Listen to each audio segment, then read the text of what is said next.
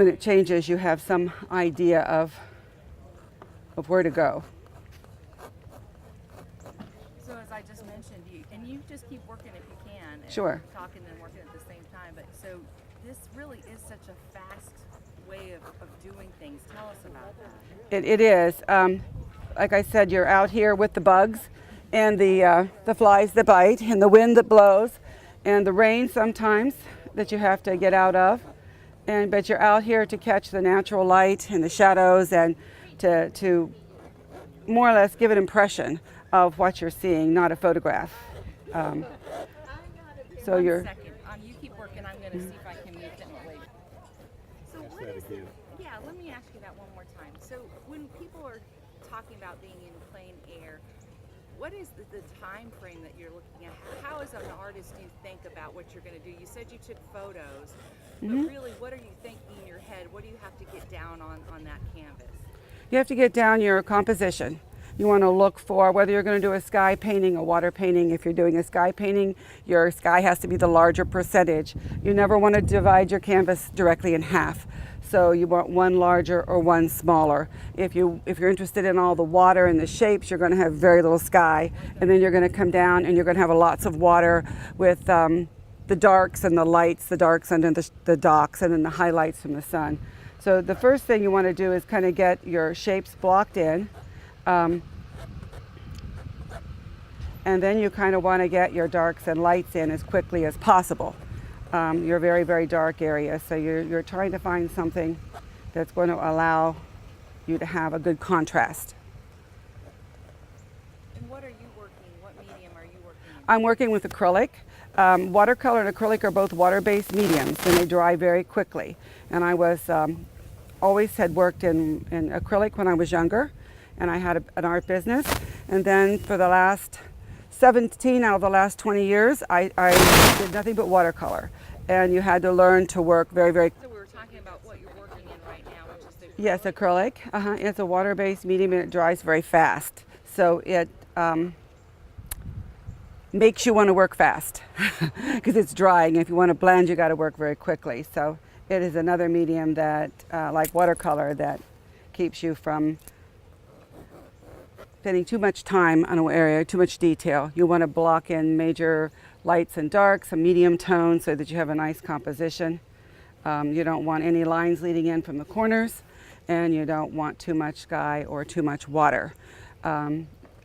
If it's a sky painting, you want more sky. If it's a water painting, you're going to put in more water. You're not going to divide your canvas into half. There's also the composition that allows you to lead the eye in. You do want to lead the eye in to the major elements and lead it around the painting. So that's what I'm going to get ready now to do, is to block in my color, my lights and my darks. Uh-oh, and since I'm back here, cut. You need some help? Well, maybe. You've been plain air for a long Yeah, time. yes. How many years do you think you've been doing I have some paintings back from '79 that I did down at Cape Florida, off of Key Biscayne, and some in Bar Harbor. So, yes, and back then you didn't have film. The film had to be developed 2 weeks later. If you're on vacation, you're painting. Oh yeah, we know You how know, that is. maybe you had a Polaroid, maybe, but not much. So you had to paint and take it home. So it dried fast, thank God, because it's acrylic and you could pack it up and take it home. And I still have those paintings. So I look at them now, and some parts of it I think, yay, I did a good job. But other parts, well, I could have done this a little better. Wish I had known that now. But I have to say, being a watercolorist has made me a better painter, because it does dry quickly and fast, and you have to let it do its thing. So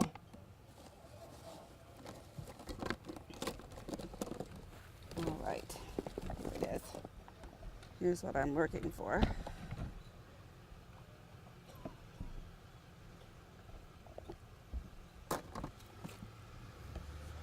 We usually use a pretty large brush too.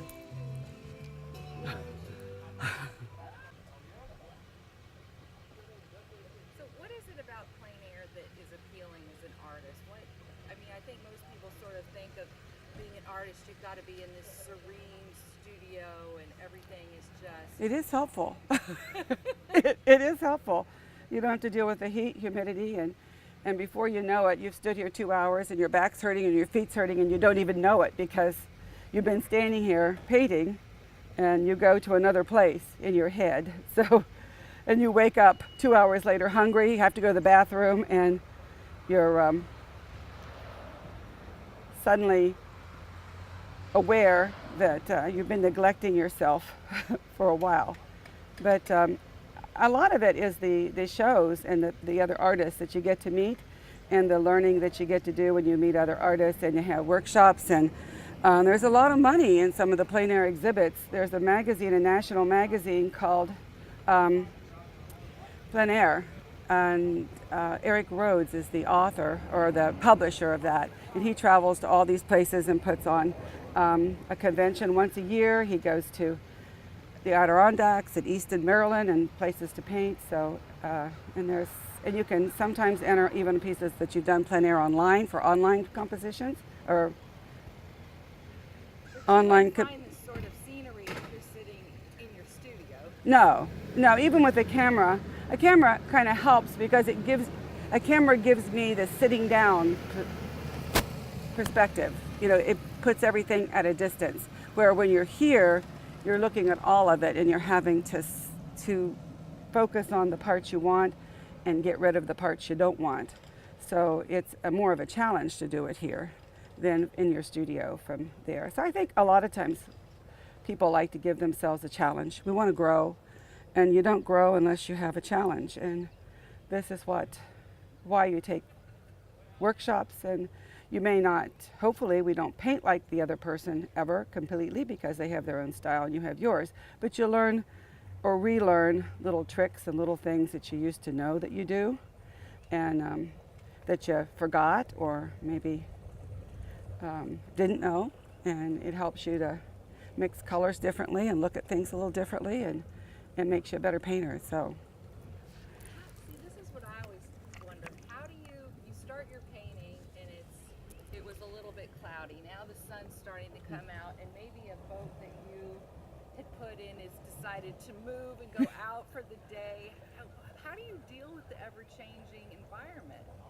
well, like I said, you have pictures, but I don't usually look at those until the end of the day and see what may have gone wrong or what maybe I didn't see as well out here as the photograph did. But like I'm ignoring him, I'm not even painting that far inward, so it's not an issue. What he is with the boat that's here now is not an issue, and he'll be gone. But I like the palm trees behind me, so I may put a palm tree out there with those maples because I kind of like their shape and the color. So when I get to that point, I just may put a palm tree out there, even though there isn't one there. So we have such a thing called an artist license, which means you can change things and make it work for you if it's not working the way it is here. And I'm sure I won't have all of those boats in there, but I'll have a lot of those boats in there, and I'll have the ones that I think do well with my composition and the ones that have some color that I want to add. So like I said, I try to keep my artist license renewed every year so that I can keep painting and keep doing what I like. Now I'm going to work on the sky a little bit now. I am going to go ahead and put in my white clouds. If you're going to do puffy white clouds, you put those in first, according to Harold Franz, and that's the class we just had. So I'm going to layer some of those in this way.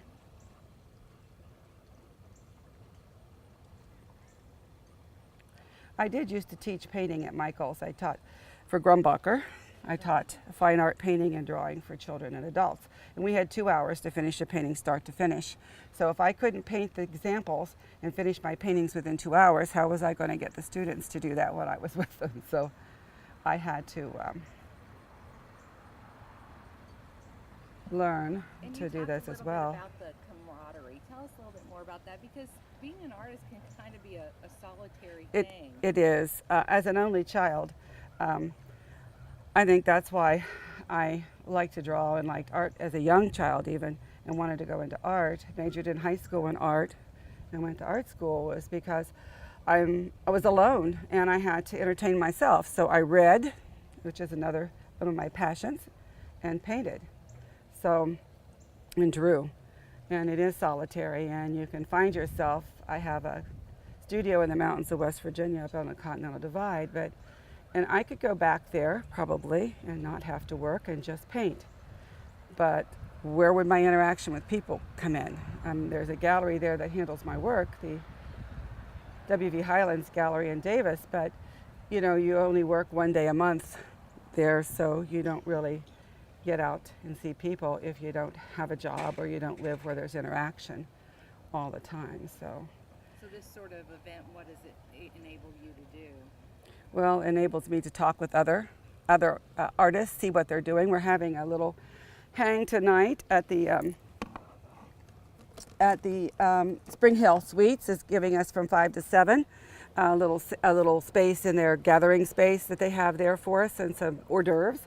And we're all welcome to bring whatever we've done either these 2 days or on our workshop days, and have a little sample of bring your stuff, put it out, talk with other people, see what's happening. And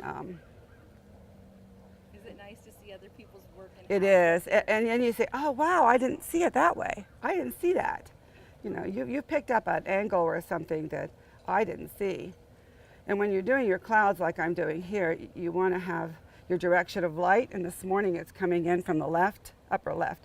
So I'm putting my shadows on my clouds in a purple, and I'm making sure that they're on the right-hand side of my clouds as they're coming in, just to explain what I'm doing here now. I'm going to stop asking you questions and just let you paint. If you want to explain while you're doing it, that's great. Okay. And I'm going to let Bob do his work now. And thank you so much. You're doing a fabulous job. So thank you. And I'll get out your name. Where do you live right now? I live in Mooresville. Oh, you live in Mooresville. I do. My son and grandson moved here, so I live here right off of 77 and 150, so it was a quick ride down for me today, and I can actually go home in midday when I lose my shadows and do laundry and feed my cat. So. And and how do you spell your name? Nina. So, but you pronounce it Nina. And your last name? I also have my son's name, and I go by, my middle name is Brode, B-R-O-D-E, and my last name is Everson, E-V-E-R-S-O-N. Okay, so Nina Brode Everson. Mm-hmm. What a great name. Thank you. And I'm putting some more highlights, a little bit of cad yellow in here to highlight the direction of the sun on some of my clouds here to bring the highlights in. I'm going to step back and let you and Bob have some fun here. Okay. I'm going to use a little extender when I do my sky. I don't want it to dry quite as fast when I do my sky because I want to get some blending done. And I am going to use a little bit of this gray that I used up here, which is a gray blue, because the horizon down by my trees here is not going to be as blue as my sky. Things generally get less vivid and more grayed at the horizon. So, and my trees are kind of brighter on the left, going nearer and less bright on the right. So when I block those in,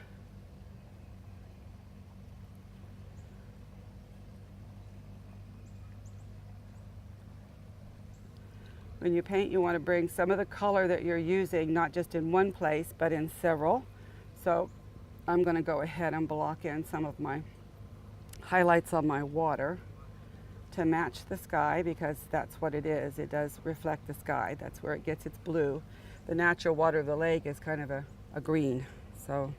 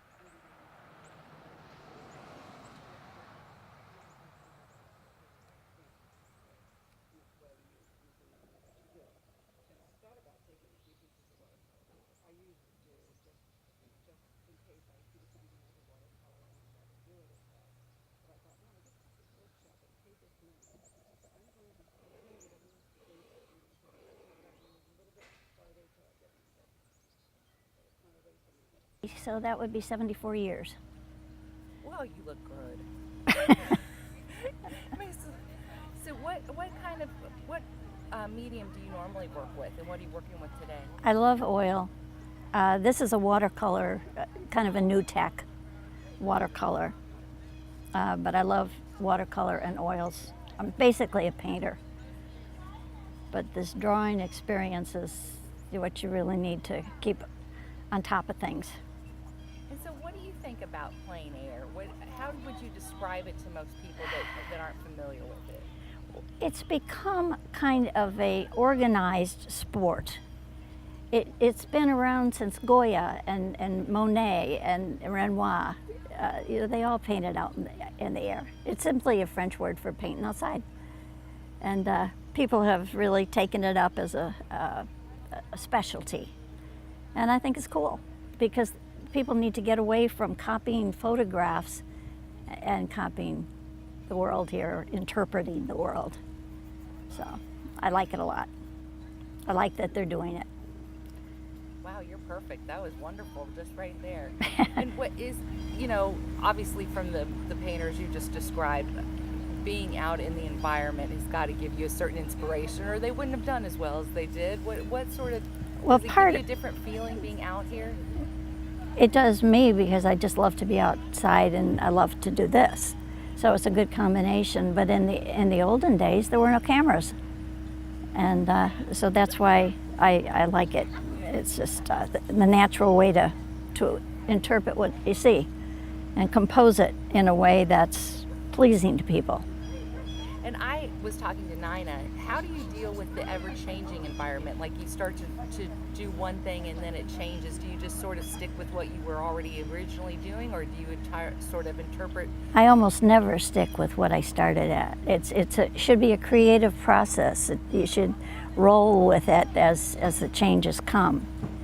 And I have maybe a general idea of what I want, but it should not, I think, should not lock you into this is the way it has to be. That's the opposite of creativity. You're wonderful.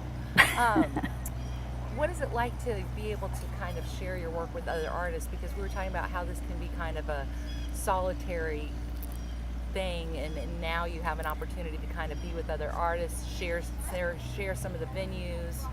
Well, that's true, and one of the things that I love about the Guild is you're meeting with people who know what cadmium red is and phthalo green, and they speak a language, and it's nice to be around people that know what I'm talking about. So. And now, are you from this area? Because you helped pick you picked all of the different places that people were. I live in Cornelius, but I'm originally from Chicago.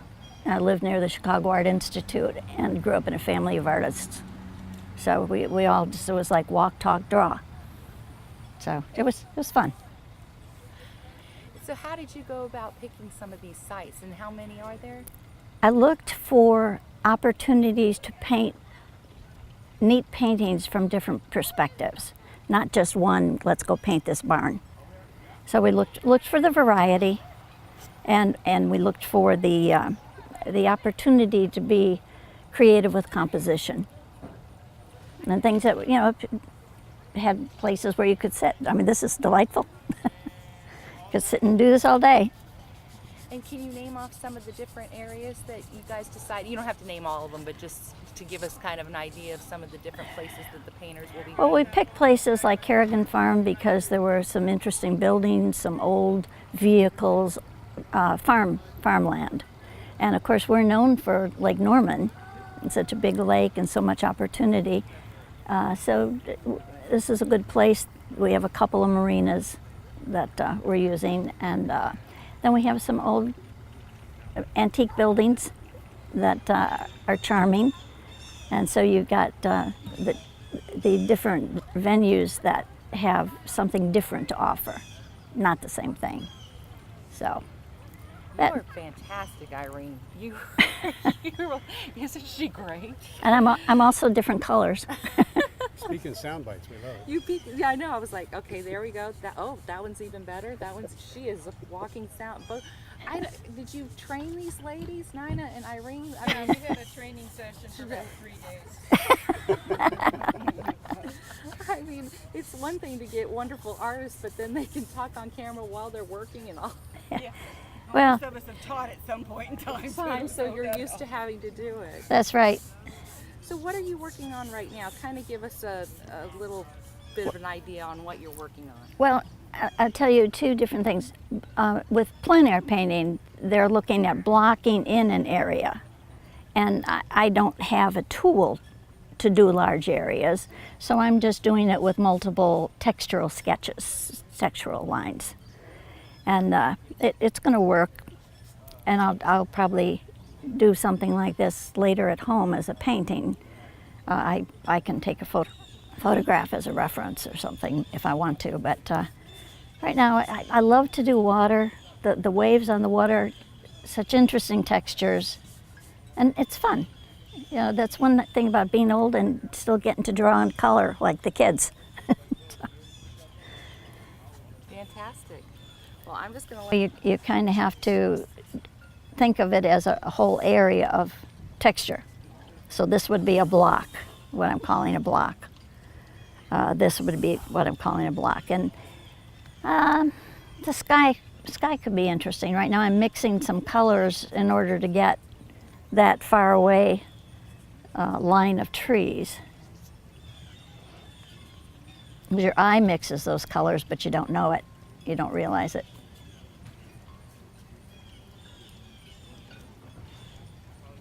So I'm having pretty much a horizontal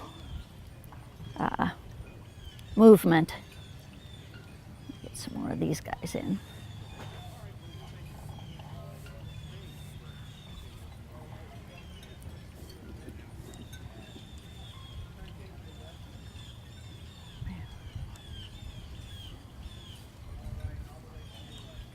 I'm also trying, use the large motor muscles instead of little picky ones. And that's generally a good thing for art.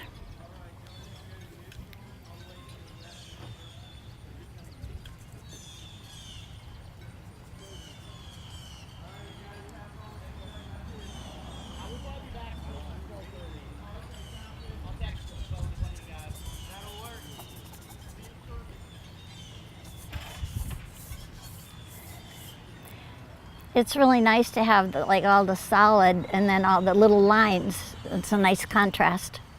I like that contrast.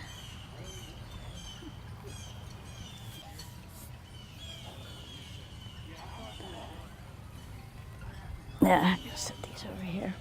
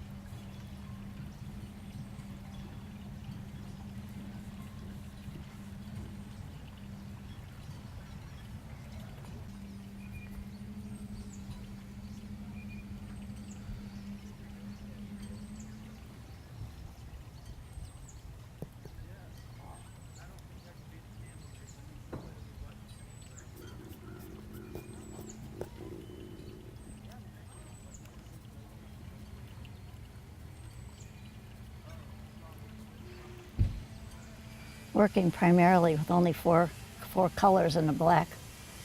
So I have to combine things to get some variation.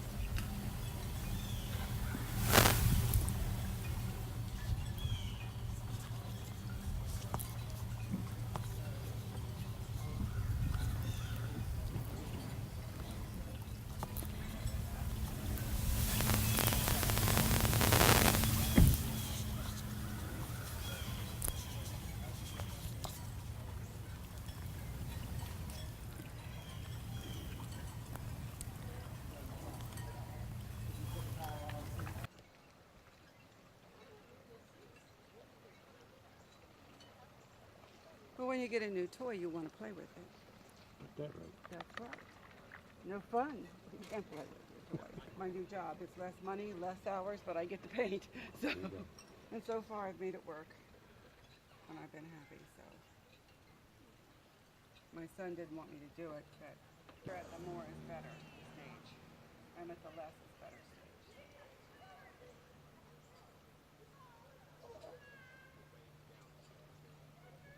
I was really in love with. So.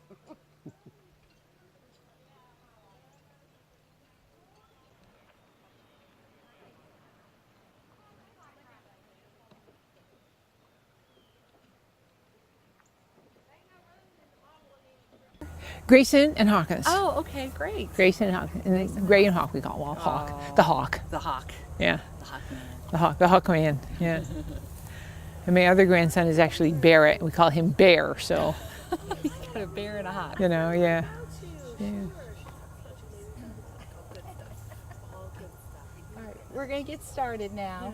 Okay, so you Well, here's the easiest yeah. part. We're gonna say and spell your name for me. Okay. Linda Ravel. Okay. Linda Rev as in Victory, Ille. Okay. And tell us who you're with as far as it goes today. Well, we're with the Mooresville Art Guild, or the Mooresville Arts, I guess that's our official name, Mooresville Arts in Mooresville, North Carolina. And we are a group of artists who get together and paint and draw and do different kinds of various, mostly visual arts, but we also embrace all arts, all of the arts. But our group has been, I think we're about 60 some years old.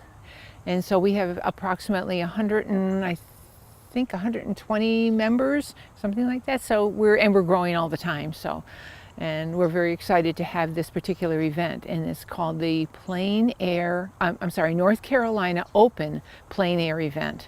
And this is the 3rd annual. And the first 2 years were at Salisbury. And then this year and next year, we're lucky enough to have it here through the Mooresville Arts. And then after that, then it goes on to another group in North Carolina, another art group in North Carolina. And then they have it for 2 years. And that way, we paint all over North Carolina. But we also embrace not only our own regional group, but of course, surrounding states and states far away if they want to come and paint in the open air and plein air. So. And do people do this throughout the United States? We don't, Right. but I mean, there are different but it groups like is yours. done, yes. And I was actually talking to a lady today and she's painting in this particular plein air event. And she first started when she moved to Las Vegas, and she said her first paint out was in the desert. Isn't that cool?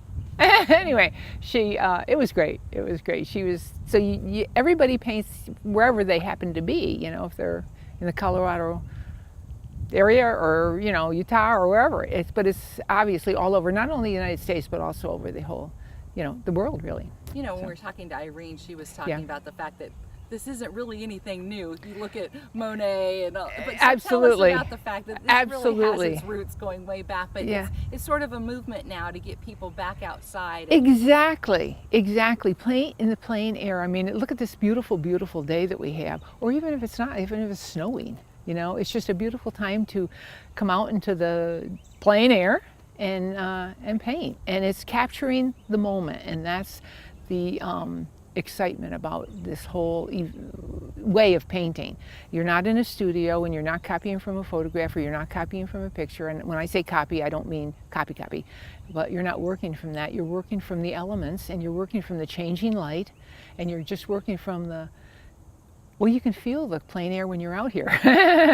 It's just so fresh and light, and I think that's what you want to capture when you're painting like this. So the way this story will work is we want people to get involved next year, so it'll air, before you do it again next year. Oh, that would be great. Right. So if people want to get involved for next year, tell us some of the things that they will be able to do. Like you have Harold teaching. I don't know if it'll be Harold again next year, but you'll have somebody teaching a seminar, and then the paint out day. So kind of walk us through what they'll be able to do. Well, actually, the date for next year, we don't know yet. That's fine. That's fine. But if you can kind of just give us more of a broad scope of what sort of things they would be involved in. Okay. Well, actually, the event involves that, having a workshop first. So what it will probably be, I would imagine, we're going to try for the fall next year, just because it was rather warm this year in August, even though it's beautiful today. A couple days were kind of warm, so it will probably work toward August. I'm sorry, September, or the fall. And then the first thing that will happen, of course, is we're also trying to get people ahead of time to sign up. That's very, very, very important. We're going to stop. Well, that way you don't have to. So what are we going to do? Okay. So yeah, so for next year, or for folks that even participated this year, what are some of the main things that you get to do as a participant? Okay, as you come to this event, the first thing that you're going to do, of course, is we try and have a workshop first with a very prominent plein air artist, so that he can give you his expertise, or she can give you their expertise in how to actually paint in the plein air, because there's a lot to it, a lot to not only capturing the moment, but also setting up all of your stuff and everything. So anyway, then after that, then the paint out event means that for 3 days you go and you paint for those 3 days, and you come in and you get your canvas stamped or your work surface stamped, because it's any media, and you get your work surface stamped, and then you go out. And so by Friday morning at 6 o'clock until Sunday at 9 or 10 or something like that, you have to finish your paintings during that time outside right then. And that's the fun of it. Then after that, you bring your finished work into the area that is going to be established for the show, and you bring it in and you hang it, whether it's wet, dry, whatever. You put it in a frame, you put wire on it, you set it up, and then it's judged. And so we have a judge coming in to judge our work, and then he makes a judgment call. And then after that, of course, we have a great reception, and get together and have something to eat and talk about everything, and then the awards are presented. And so it's a very busy. You can stop for a second and fix that piece of hair. I I know know. it's driving you crazy. Yeah. And I just bumped your camera. I know. I'm It's sorry tiring. about that. Okay. So then yeah. what happens after you hang up your work, you have a reception, and then you were starting to say before I interrupted you, you have a judge come in? Right. The judge comes in and judges, and then the awards are presented. And then in our case, we have the luxury of having a big, huge warehouse, an empty space. So the works will stay, in this case, through the month of September. And then at the end of September, we will have a People's Choice Award, 3 awards. And that means that the public can come in and vote for, their very favorite piece of artwork. And then that creates an award too. So I think it's very exciting and it's very fun. And the one thing that I do want to say is when we had our workshop this year too, it was great. We had 3 locations. One was at a farm, one was in the village, and one was on the water, on Lake Norman, beautiful Lake Norman, beautiful scene. But the camaraderie is wonderful because you get together, you talk. We had a picnic the first night, so we all get to know each other, and and then kind of work together, and then. Well, how important is that camaraderie? It's the most important, because you talk to each other. You meet people that you haven't met before. You meet people that all of a sudden, that's where I'm from too, and all, that, just like when you meet new friends. I mean, that's it. And this is a community of friends, and this plein air movement just creates more of a community of friends. More of a community of getting to know each other and enjoying each other's company, and. It's just a lot of fun, and it's peaceful, and it's exhilarating at the same time. So, I don't. You're doing great. So, Yeah. how many people participated this year? Do you think? So we had 17 people in our workshop, and then we have approximately 30 people who are now in the paint out, outside painting right now at various locations throughout Mooresville and throughout Lake Norman. So you may see 5 or 6 people here. But at the marina there'll be more, and then at another marina there'll be more. We have another horse farm where they're going down to paint. So you have 10 locations. And so there are a few people, I guess you'd say, at each location, which also makes it nice because it's not overcrowded or anything. It's just, and I think you're alone with nature too. I mean, if you choose to be that way, And can you name off some of the different locations you just did? But if you could just name off a few of them so we have sort of a broad idea. Sure. One is Kingfisher Farm, which is out near, 150 going towards Salisbury. Another is Kerrigan Farms, which is also right near on 150 there. We have the Lime Tree Marina, which is right on Lime Tree Road, and of course we have the beautiful historical mansion, plantation. This is also on Lime Tree Road. We have Midway Grill, which is out 150, farther to the west here, but it's also a marina. We have Patterson Farms, which is the other direction, east, and they have a market and old barn, I don't mean old barns, but a lot of unique barns, some old, some new, but very country farmy territory. And they have all kinds of animals there, you know, everything from, well, all kinds of animals, and of course the kids and everything. So that is a very unique spot too. It's a very fun spot to be. It's different. Let's see. Well, that's great. What am I leaving That out? was Yeah. what I Okay. So just 2 more questions and we're all done. Tell us a little bit about the arch. We started with it, but we really want to make sure that we include Mooresville Arts and everything that you all do. You have this beautiful gallery, and we're going to get some pictures of it. But tell us a little bit about the history of the gallery. It's the depot. It's historic.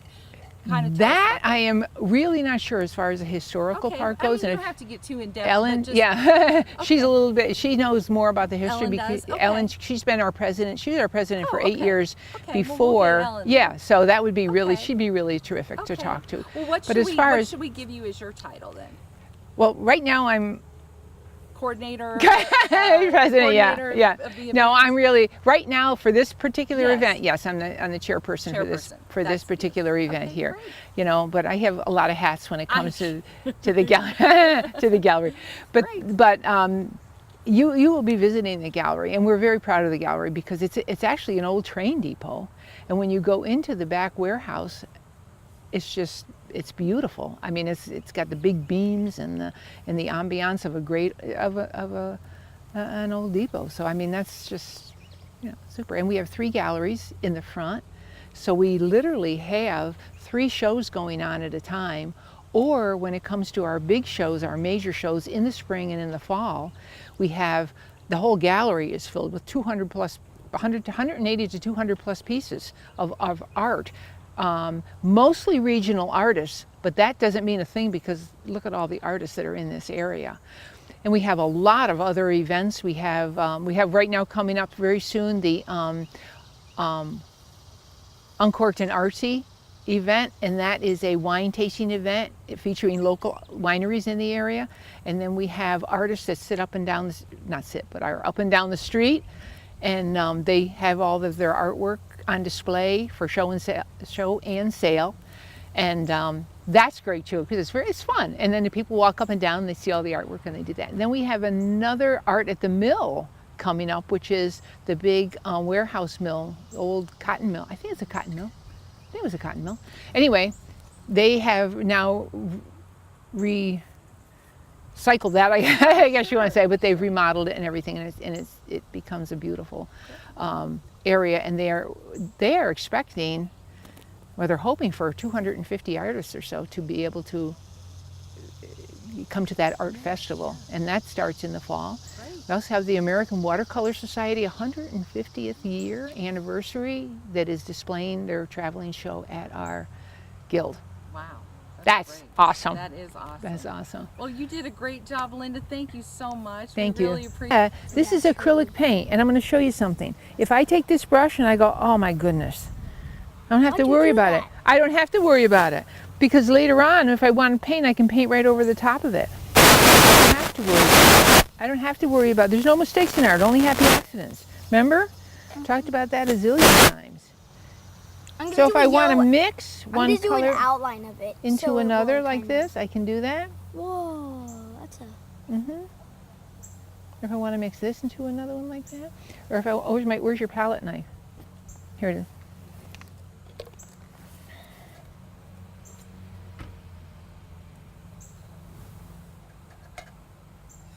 There we go. And then your paper towel. Grace has them. Okay. They're right there. Hey, Grandma, can you go back? Can I please? Actually, I'll let you pay it. Huh?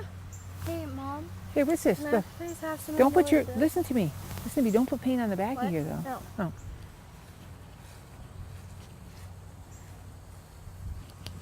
Where's your, Okay, so what was I going to show you? You were to show me that it's acrylic oil and you can paint over it when it's on. Yeah, okay, so you have something like this, and you don't like that? You don't have to worry about it because you can just go over it later. Why would you do that to your picture? Because I don't have to worry about it. Because I know that I can fix it later. It's not a fixed thing. Yeah, but it's just going to be more work for you. No, you this is just a done it on paint. my paper. That's what painting's all about. I'm not going to go on your painting. Huh? What's the matter, Hawkins? You should have done it on my paper. I'm not going to do it on my painting. Don't you worry about Grandma. Grandma doesn't worry about things like that. That's only that like me. Green. Then I might take some of this green and put it in here. Heavy, I can do that because I can put the sky in between it. But see how I'm kind of using it's almost like I'm using little leaf. Look, almost like I'm using like little leaves. I'm painting all the little leaves together. But you know what? This is my painting, Hawkins. That's your painting. It's not the same painting. Do you know what I mean? And we're not the same persons, right? Right. So I love your painting just like this because you have your own style. What all I'm trying to show you is that you don't have to worry about if you do something you don't like. That's what I was getting at. Okay. You know what I mean, buddy? Yeah. I'm going to get the light blue. Okay. Where's your water jar, Hawkins?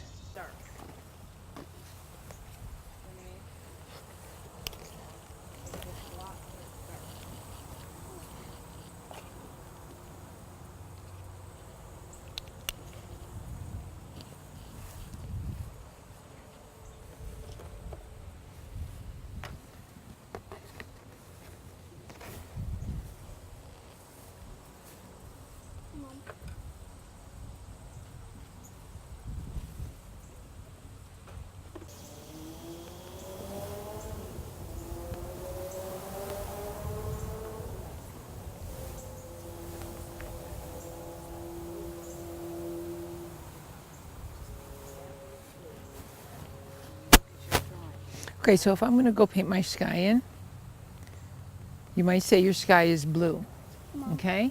But if you really look over there, it's really not blue. It's kind of like a lot of different colors together. So what I'm going to do is I'm going to take this paint here, and I'm going to mix a little bit of blue with it. But I do have a little bit of green on my brush too. So what I'm going to do is as I'm painting this sky in,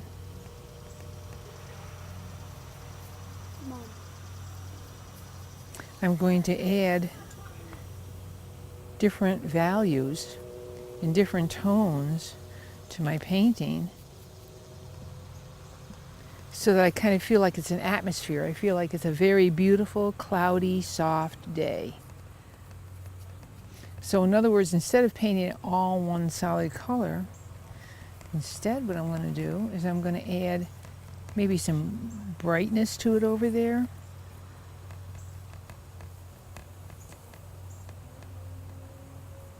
So see how I'm kind of mixing the different colors together so it looks kind of hazy, doesn't it? Yeah. So if I painted it one solid color, then I wouldn't like that because I would want it to feel kind of hazy and kind of atmospheric. You know what I mean? Kind of like that. And the same with your tree. When you do your tree there, instead of it being all one kind of stroke or one kind of color, add it, break it up a little bit. Now watch this, Grayson. I'm not worried about I just want to show you this one part. I'm not worried about the fact that I don't particularly care for that darkness there because I can always just add other colors to it. Am I going to leave that blue there? No. No. It changes all the time.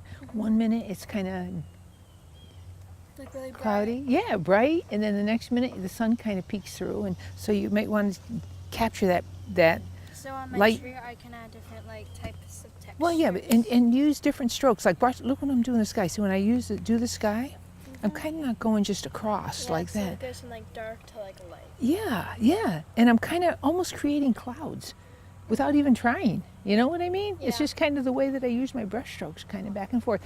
And it's fun. It's a lot more fun to do that. It's a lot more fun to take my brush strokes and go back and forth and kind of create little, clouds in there. See? And if I want to get a little bit darker, whoo, that was really dark, wasn't it? Yeah. But I'm not going to worry about it.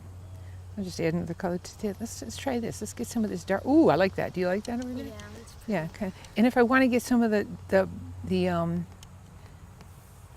color in my trees like that, I can do that.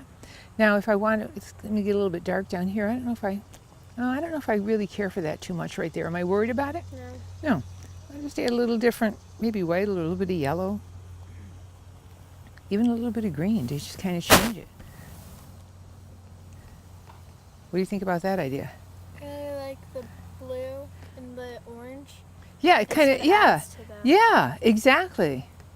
It kind of blends, it makes the whole thing kind of blend right in, doesn't it? Okay, so if I want to make a green too, and I don't have any green in my palette, am I worried about it? No. No, because I can just take a little yellow, put it in there. I don't know if I want that color green. So if I didn't want that color green, yeah, I can use some of yours, or I can take another color blue and add it to it, and that will give me another shade of green, another value of green, another color of green. So maybe I kind of like, I kind of like that. In there, I'm going to put it along the edge here.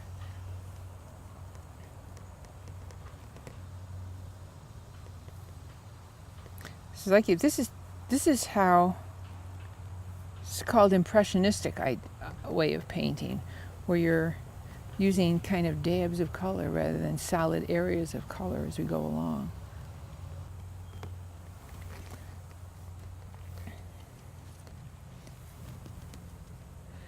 Good job, Hawkins. You are working very, very hard. I love the yellow tree. When you put the yellow on the trunk of your trees, I love that idea. What made you think about that? I just thought that might be like a little better color, Yeah. and it would be really kind of Do I have white? white. You want some white? You got white? To make it a little lighter because it's not all the way. Here's blue. white, right? Oh, I thought that was white. Sure, I'll get you some white. Oh, here, I got some right here. What can I use to get this off of here, though? What can I use to get that white off of mine onto yours? I was saying, I have a DVD of a workshop a guy was doing, and somebody was coughing in the background, and that whole DVD almost, every 15, 20 seconds, that guy would cough, and it really just kind of ruined the DVD. Well, all you have to do is look at me, ignore Bob. Well, you're much more pleasant to Oh, look well. at, so. Thank you, I'll take it. Okay. And the easiest part is to just go ahead, I know it, but just to say and spell your name for me, first and last, so that we have it on camera. Okay, Harold Frantz, HAROLD FRONTZ. Okay. Do you need a new white balance since the sun came out? You know how it goes. All I'll right. just do this. Oh, are No, you don't getting do it that. right on you? Back up. It's going to come can and back- go, you but can it's back- not. You're not you going can to be just here back that up. long. Yeah. Back up. Back up. Yeah, thank you. Looks good for me. Are you okay? You all right? You're going to look right at me. Yeah, you're looking at Steph. Don't look at the sun. Look at me. There we go. Oh, Yeah, you're not gonna look oh, at me. that's the way it Yeah, works. yeah, that's Oh, the way it okay, works. I got you. I got you. Wish I had something to do with my hands, but anyway. Just- You Yeah. want to hold my notepad? We're good, Steph. You want to hold it? Go Okay. to your left. Hold just your a little hand. bit. Good. Look right at Steph. Look right. Turn your body towards Steph. There You're you just go. going to talk with her. There you go. There you go. There we Perfect. go. Hi, Steph. Hi. How are you today? I'm doing great. I'm having a great Good. day. I'm glad to hear that. So when we talk about in plein air, obviously this is something that's been around for a long time, but it's really growing popularity. Tell us about its history a little bit and where we are now. Well, people have been painting outside probably for about as long as people have been using oil paints, particularly. That goes back clear into the 14th century. But outdoor painting is a more acceptable painting activity. It became more prominent in the 19th century. And people like John Singer Sargent and George Ennis in this country, and then people like John Constable in England, and of course the Impressionists in France. So they all made a contribution to outdoor painting, and painting outside, obviously in the light, changed the process in that things appeared more colorful. There were warmer lights within the paintings, and there was a more varied subject to paint. And so, as I say, in the 19th century it became very prominent, and then that carried over somewhat into the 20th century, but in the early to mid-20th century, Jackson Pollock method came along, which was not an outdoor painting activity necessarily. But then plein air painting again became popular, and in the mid to late 20th century, it's now reached a point where there are numerous plein air events in every state in the country and in other countries. There's a very large event in Hawaii. And the major events at this point are in California and on the East Coast, in Easton and Florida. So small communities like Mooresville sponsor them, large communities like Maui and Laguna Beach sponsor them. So it's popular. I think it's inspired more people to paint and to paint outside, and so I think that's good for the art world, and hopefully keeps a few more people away from the computer, at least at times anyway. You know, you have a lot of experienced artists that have been participating in the workshops and in this event, but for folks that are just sort of getting started, why would this be something good for them to be a part of? Well, it's a different experience. You can paint in the studio and you can paint from photographs and images, but to be outside and the sights and the sound and the smell and the feel of being in touch with nature, for me, there's an emotional element that I can't really capture in the studio. But when I see something that says, paint me, it's like, I call it the wow factor. When it makes that, when I make an emotional connection with it, it seems like I'm then able to carry that through into my painting, and hopefully my painting projects that emotional element, that ability to capture the moment, a snapshot in time that may never happen again. So be able to do that and feel good about it, and just to get outside and be a part of the beautiful world we live in, to me is, someone once said, one brushstroke outside is worth 2 days painting in the studio, and I think sometimes that's very true. And so for somebody that is new to painting or is still working on it, this also gives them opportunity to have somebody like you teach them. So tell us about the workshop aspect of it, what people can get out of that. Well, I have a scientific background, so my approach to painting inside or outside is somewhat methodical. It's like building a house. You build it without blueprints, or you build it with a blueprint. So I would prefer to build a house with a blueprint, and my approach to outdoor painting has a set of principles that I subscribe to that I can follow each time. But that doesn't mean there's not variety within the principles, depending upon what I'm painting and the atmosphere. But I would encourage people to try to become somewhat proficient with the fundamentals of painting: color mixing, drawing, composition, brushwork, because with all the information, it's easy to get overwhelmed by it. So if you have some grasp of the fundamentals of painting, then when you come outside, develop a process, try to identify the things that excite you as an artist. Okay, so what would I look for? Is it the colorful things, or is it the strong values? Is it, do I like to paint buildings? Do I like to paint boats? So if you can start with a subject that appeals to you, you're going to be more excited and enthusiastic about it. And if you kind of, at least have some understanding of painting methods, then you can approach it with some degree of confidence as well as excitement, and create a painting. It doesn't have to be world class, and it doesn't have to be a large painting, because my outdoor paintings are rarely larger than 8 by 10. I'm trying to capture the moment and record the basic color, shapes, and values and lines. I'm not there to paint, a huge painting. I want to capture the moment, and if I like it, I can bring it in and make a larger painting out of it or finish it. But, become somewhat familiar with good painting methods. And then when you go outside over a period of time, try to identify things that excite you as an artist. And if you hate painting cities, don't go downtown to paint.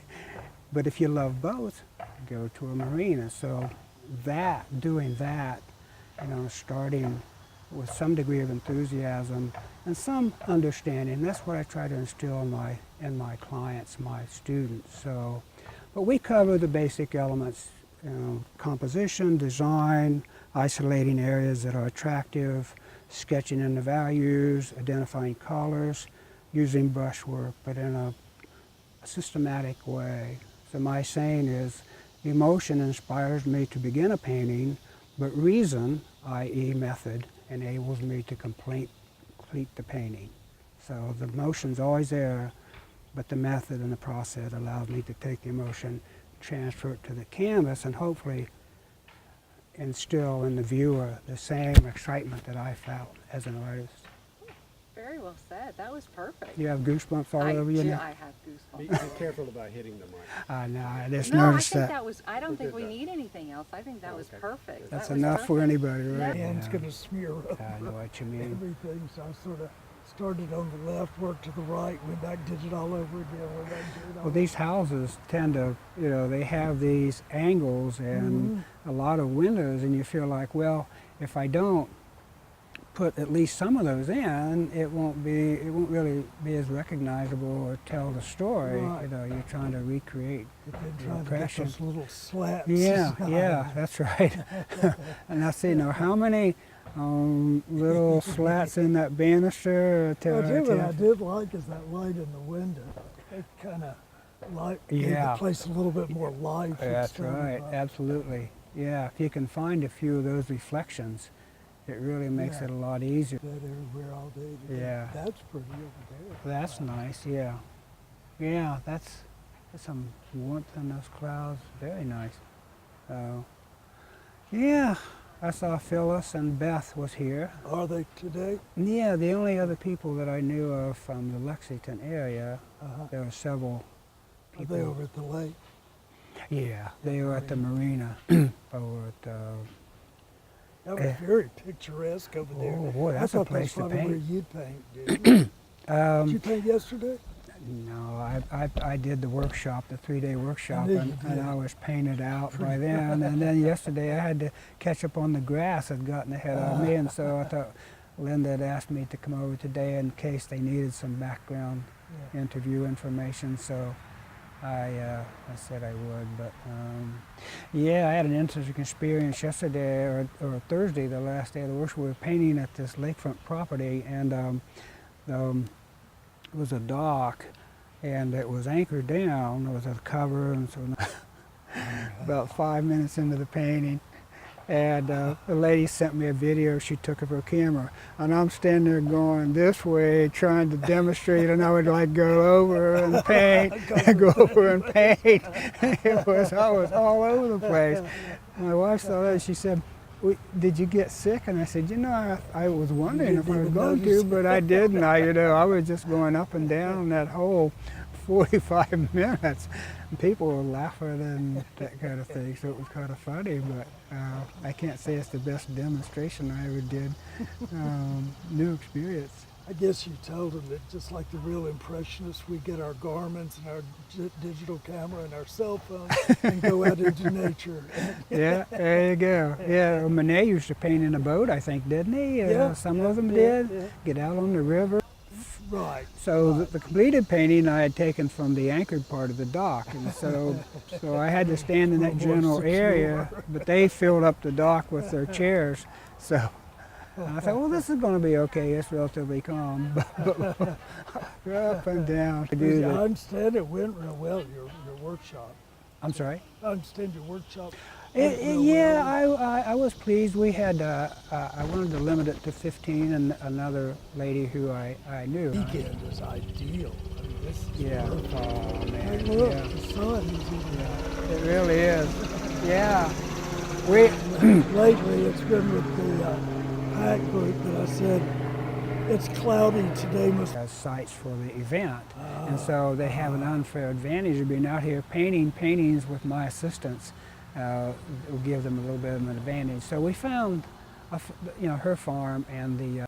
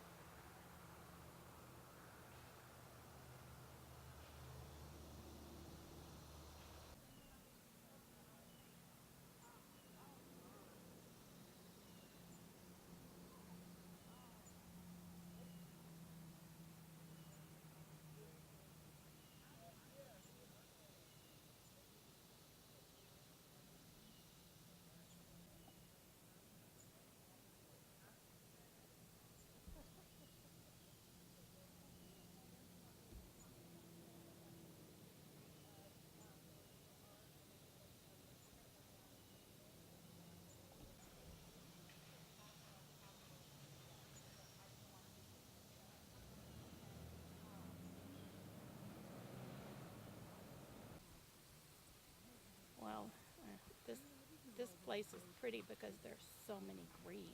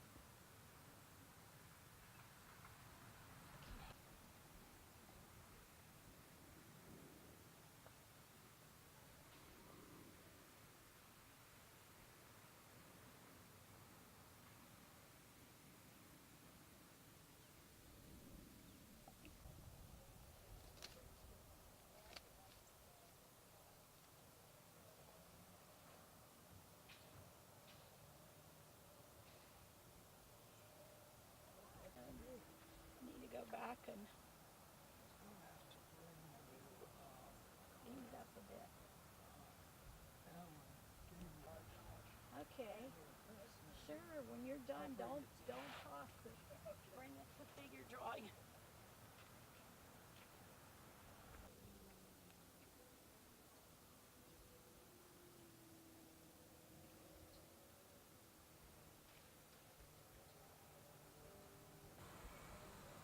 He's going to win the prize, you know, Bob. No talking. Oh, I didn't know I was on. I'm sorry. Just concentrate Forget on your it. paint. I am so Very good. sorry. Thank you.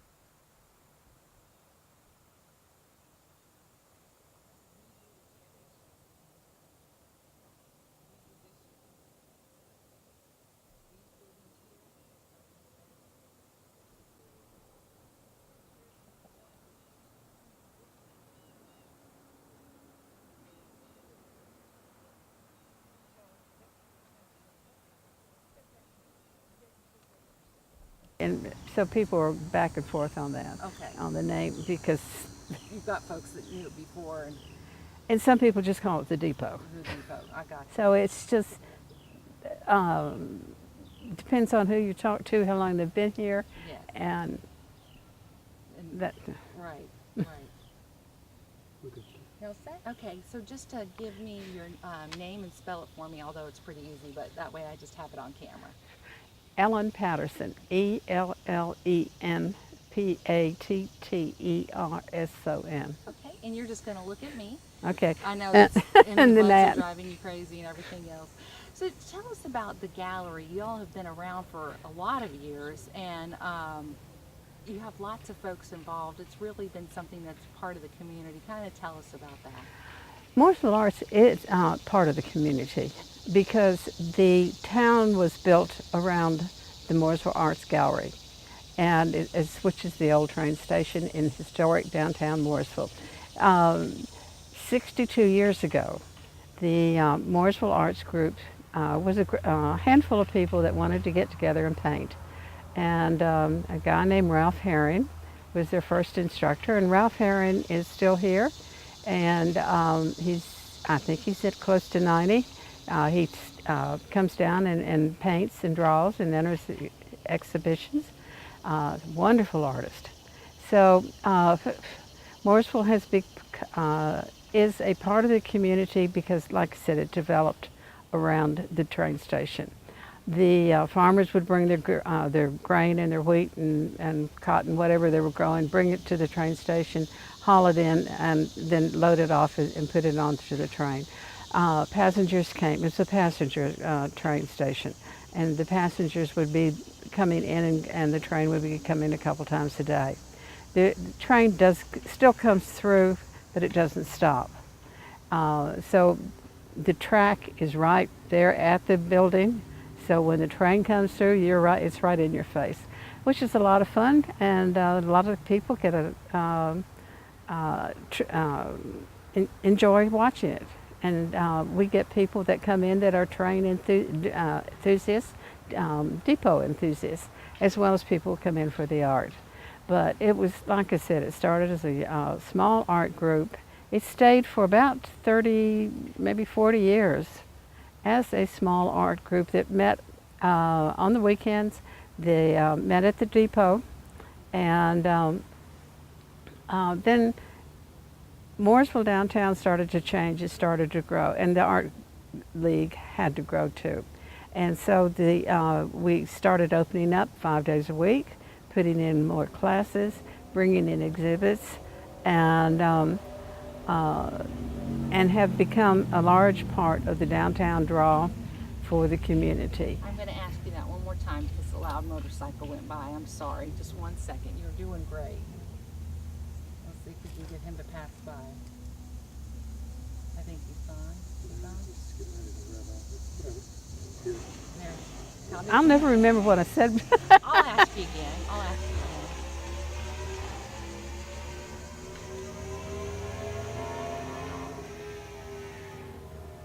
This is a noisy area.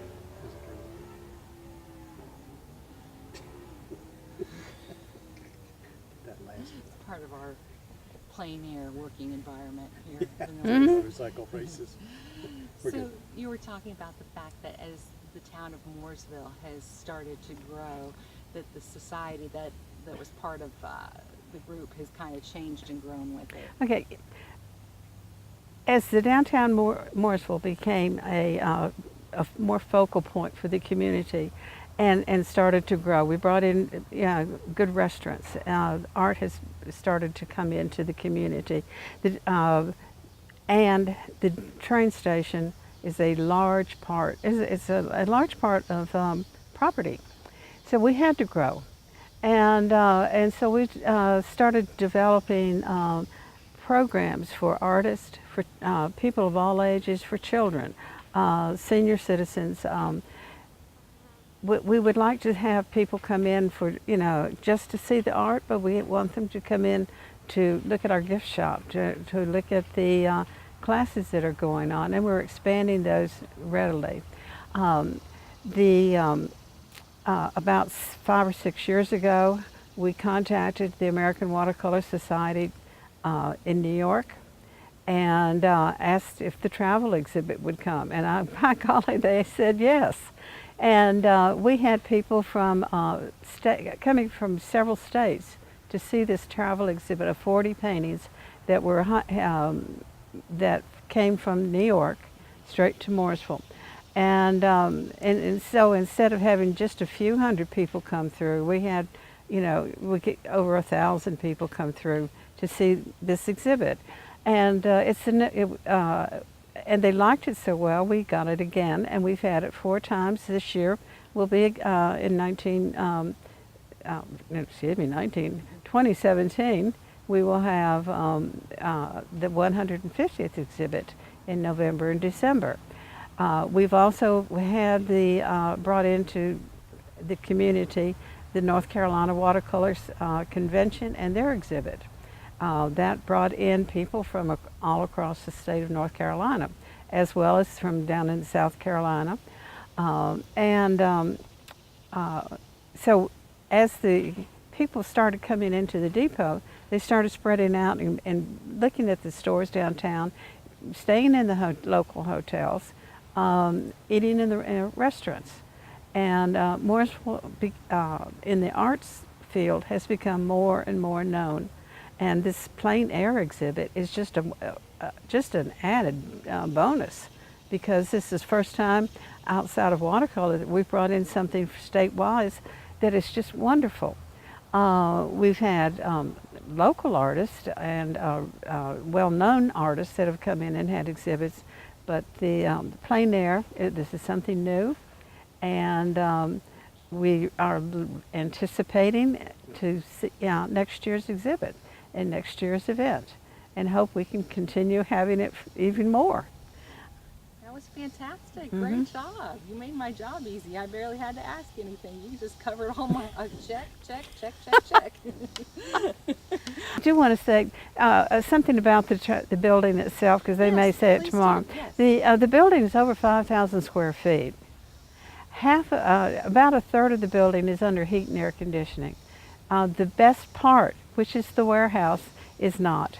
And that's one of our big projects, is to get some heat and air so that we can have more events, more community events back in the warehouse.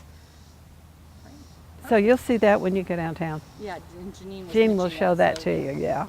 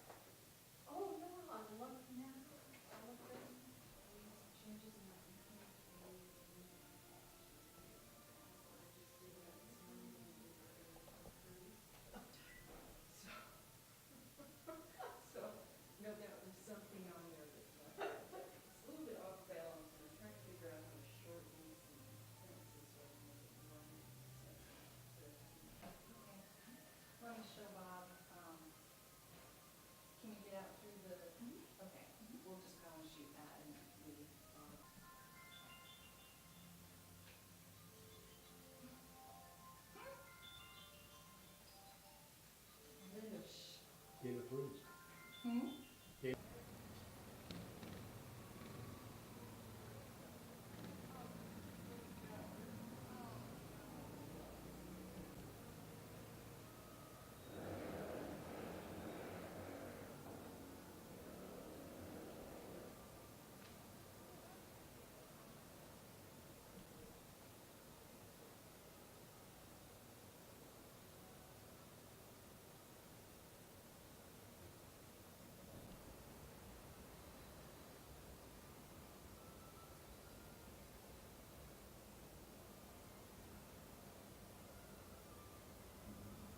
you turn it back on and I'll try to do